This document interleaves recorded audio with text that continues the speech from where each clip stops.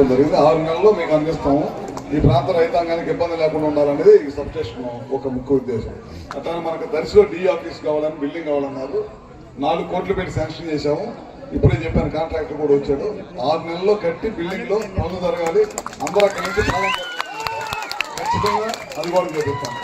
దాంతోపాటు వాళ్ళ ఒక మంచి కార్యక్రమం, స్వర్గీయ నందమూరి తారక రామారావు గారు మన మధ్య నుంచి దూరం అయ్యి దాదాపు 30 సంవత్సరాలు ఆయన విగ్రహాన్ని వాళ్ళ మేమందరం కూడా కలిసి వచ్చి ప్రారంభించుకోవడం జరిగింది. ఎన్టీఆర్ అంటే తెలియని వాడు ఈ ప్రపంచంలో లేడు. ఎందుకంటే వాళ్ళ రోజులు చూస్తున్నాం మనం. ఆస్తులు కాపాడుకోవడానికి పార్టీలు పెట్టే వాళ్ళు ఉన్నారు, కానీ ఆ రోజు తెలుగువాడు ఆత్మగౌరవాన్ని కాపాడడానికి పెట్టిన పార్టీయే తెలుగుదేశం పార్టీ. అది ప్రతి ఒక్కరు కూడా గుర్తుంచుకోవాలి. ఇవాళ పార్టీలు ఏముంది, వాళ్ళు ప్రతి ఒక్కరు దొంగ పనులు చేయటం, అమ్మా ఉండమ్మా, దొంగ పనులు చేయటం, పార్టీలు పెట్టడం ఇవాళ వేరు. ఆ రోజు ముఖ్యమంత్రి అంజీ గారికి అవమానం జరిగిందని చెప్పి, తెలుగుడికి ఈ గౌరవం లేదా అని చెప్పి, తెలుగుడికి గుర్తింపు లేదా అనే ఉద్దేశంతో వాళ్ళు పార్టీ పెట్టడమే కాకుండా ఆ రోజు అందరూ నవ్వారు. సినిమాలు చేసుకునేందుకు రాజకీయం తెలిసింది. రాజకీయ రంగంలో కానీ సినిమా రంగంలో కానీ ఎన్టీఆర్ పోటీ ఎవరు లేని ఎన్టీఆర్ అంటే అలాంటి గొప్ప వ్యక్తి ఎన్టీఆర్ అన్నమాట. తర్వాత రాజకీయాల్లో రావడం, ₹2 కిలో బియ్యం ఇవ్వటం, అది ప్రపంచంలోనే ఎక్కడ ఎవరు చేయలేదు. ₹2 కిలో బియ్యం అంటే ఆ రోజుల్లో. ఇవాళ కూడా ఆ కార్యక్రమం 40 సంవత్సరాల తర్వాత కూడా ఆయన కార్యక్రమం కొనసాగిస్తున్నాం అంటే ఆ రోజు పెట్టిన ₹2 కిలో బియ్యం అనేది ఎంత బ్రహ్మాండమైన కార్యక్రమం చూడండి. ఇల్లు ఇచ్చారు, కార్యక్రమం చేశారు. మహిళలకు ఆస్తుల్లో సమాన హక్కు కార్యక్రమం చేశారు. ఇందాక మన స్వామి గారు విజయ్ కుమార్ అన్నట్లు ఇవాళ గురుకుల పాఠశాలలో పిల్లలు చదువుకుంటున్నారంటే ఆ రోజు స్వర్గీయ నందమూరి తారక రామారావు తీసుకొచ్చిన కార్యక్రమం. ఇట్లాంటి 1 కాదు 2 కాదు ఎన్నో కార్యక్రమాలు తీసుకొచ్చిన ఎన్టీఆర్. అదేవిధంగా అదే పార్టీలో తెలుగుదేశం పార్టీ నారా చంద్రబాబు నాయుడు గారు మీకు తెలిసి ఎంత కష్టపడుతున్నారు. ఆయన పార్టీ ఆయన చేతిలోకి వచ్చిన తర్వాత ఏ విధమైన సంక్షేమ కార్యక్రమాలు చేసిన సంగతి కూడా మనందరూ తెలిసిందే. నదులు అనుసంధానం చేశాడు ఆయన. ఫస్ట్ కృష్ణా గోదావరి, మీ అందరూ తెలుసుగా, కృష్ణా వాటర్ గోదావరి నీళ్ళని కృష్ణా డెల్టాకి తీసుకొచ్చిన ఏకైక వ్యక్తి ఎవరు ఉన్నారంటే చంద్రబాబు నాయుడు గారు. అందుకే ఆయన కష్టపడి పోలవరం కడుతున్నారు. 71% మన టైంలో పూర్తి అయితే గడిచిన 5 సంవత్సరాలు 1% కూడా పూర్తి చేయాలి. మళ్ళీ మన ప్రభుత్వం వచ్చిన తర్వాత 84% పోలవరం ప్రాజెక్ట్ కంప్లీట్ అయింది.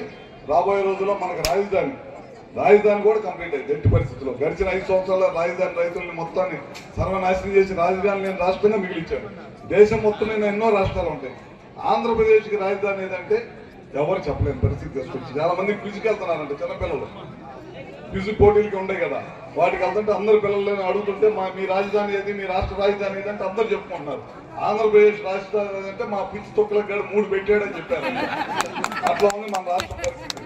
అందుకనే చంద్రబాబు లాంటి వాడు మన రాష్ట్రానికి అవసరం. మీరు ఒకసారి ఇచ్చి ఒకసారి ఓడగొట్టండి. ఈసారి కంటిన్యూగా చంద్రబాబు నాయుడు గారు కనుక ఉంటే కనుక రేపు ఈ తరం పిల్లలందరూ కూడా ఉద్యోగాలు చేస్తారు. పరిస్థితి చూశారు కదా మన ఈ మధ్య ఏం చేస్తున్నారు వాళ్ళు. మన పార్టీ అధికారంలో ఇప్పుడు ఏ రకమైన కార్యక్రమాలు చేస్తుంది, వాళ్ళ పార్టీ అధికారంలో ఇప్పుడు ఏ రకమైన కార్యక్రమాలు చేస్తుందో మీరు ఒకసారి చూడండి. ఇవాళ కార్యక్రమాలు చూస్తుంటే నేను పల్నాడు ఇన్ఛార్జ్ మినిస్టర్ ఉండా, ఇవాళ పొద్దునే ఫోన్ వచ్చింది ఎక్కడో చనిపోయారు. అట్లా వాడు చేసిన ఫ్రాక్షన్ రాజకీయాలు చంద్రబాబు టైంలో రాయలసీమలో ఈ చుట్టుపక్కల ప్రాంతాలు అన్నింటిలో కూడా అంతరించాయి. కానీ పల్నాడు ప్రాంతంలో కూడా వాడు తీసుకొచ్చిన సంస్కృతి ఎంత వెళ్ళిపోవాలి. పల్నాడు ప్రాంతాన్ని మొత్తాన్ని కూడా జగన్మోహన్ రెడ్డి టైంలో సర్వనాశనం చేసి వదిలిపెట్టాడు. వాళ్ళతో కూడా ఆ కక్షలు కార్యక్రమాలు ఇంకా కొనసాగుతూ ఉంటాయి. దాన్ని ముఖ్యమంత్రి గారు మన పార్టీ అయినా ఆ పార్టీ అయినా ఎట్టి పరిస్థితిలో ఇట్లాంటి చేయకూడదు, అభివృద్ధి ధ్యేయంగా ముందుకు వెళ్ళండి అని చెప్పాడు. ఖచ్చితంగా అదే దశగా మేమందరం కూడా పనిచేస్తూ ఉంటాం.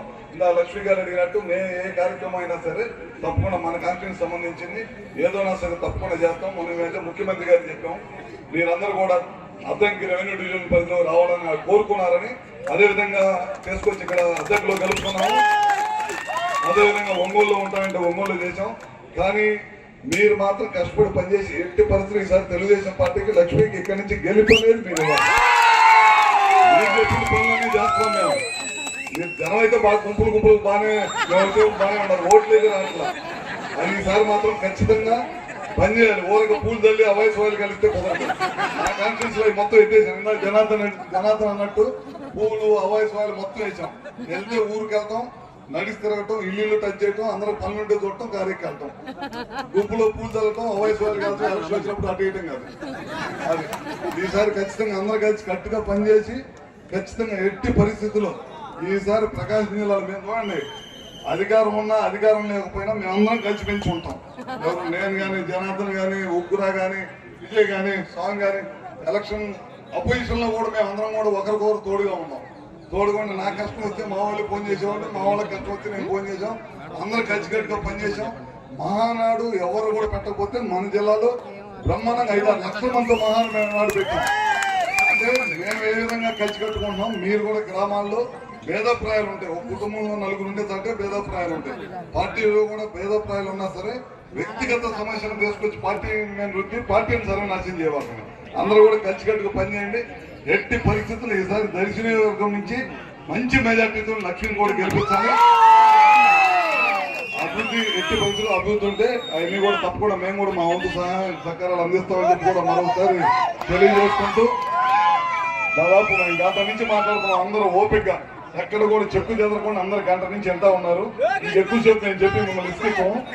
అందరూ కూడా బాగా పనిచేసి, అందరూ కూడా కలిసికట్టుగా పనిచేసి తెలుగుదేశం పార్టీ అభివృద్ధికి చంద్రబాబు నాయుడు గారి కష్టం ఏ విధంగా రైతులంటూ పగలంటూ కష్టపడుతున్నారు మీరు చూస్తా ఉన్నారు. ఇవాళ కూడా ఒక పెద్ద పెట్టుబడి తీసుకొచ్చారు గ్రీన్ హైడ్రోజన్ లో. అంటే కాకినాడలో దాదాపు 13,000 కోట్ల రూపాయలు పెట్టుబడి. ఎందుకు పెట్టుబడి తీసుకొస్తున్నారు మన రాష్ట్రానికి అంటే రేపు రాబోయే చదువుకునే పిల్లలు, ప్రతి వ్యవసాయ కుటుంబంలో కూడా చదువుకునే పిల్లలు ఉండాలి. వాళ్ళు కూడా ఉద్యోగాలు అవ్వాలి. ఒక రైతుకు ఒక కుటుంబం కనుక చదువుకునే వాళ్ళు ఉండి ఉద్యోగం చేస్తుంటే ఒకరికొకరు అండగా ఉంటారనే ఉద్దేశంతో చాలా పెద్ద ఎత్తున పెట్టుబడులు కూడా